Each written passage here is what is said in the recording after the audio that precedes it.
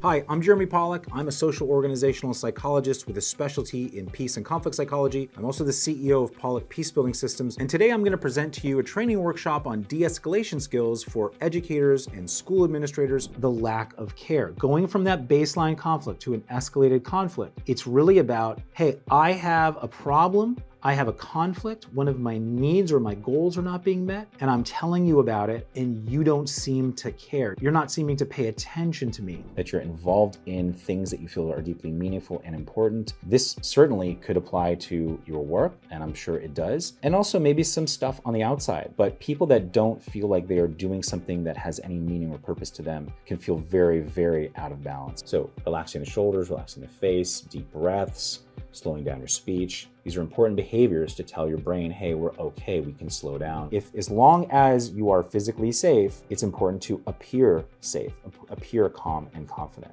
If, of course, you don't feel physically safe or something's happening where it's becoming a physical threat, then this wouldn't apply and you would move into a different type of scenario rather than a de-escalation scenario. Calmly listening. When we start to listen to someone, if we know them, we might just first humanize them. If we're in a conflict with someone, we want to use their first name, potentially use our own first name. If it's appropriate, you might call them Mr. or Mrs. and their last name if that's appropriate.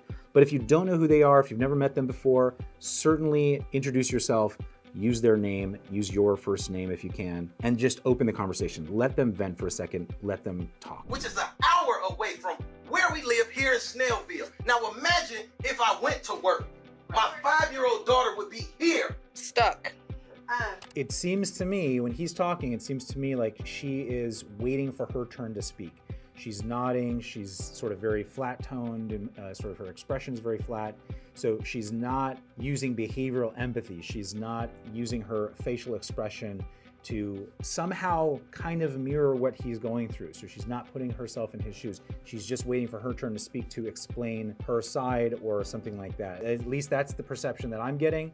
I can imagine that that's how the parent is feeling, and he's probably feeling very frustrated because he doesn't really feel heard at that moment. So I would highly recommend, for de-escalation purposes, to use some sort of facial expression, some behavioral empathy in order to show him like, oh my gosh, I hear what you're saying. I get it. I understand. Like just something, not just a sort of flat tone in your facial expression. Okay, so if de-escalation didn't work, someone just won't calm down, they continue to be escalated, and we decide, okay, we're not gonna try to de-escalate anymore. Now we're moving into a different protocol. What's next? I just wanna go over a few basic fundamentals, and the first thing I wanna talk about is safety, because safety always has to come first.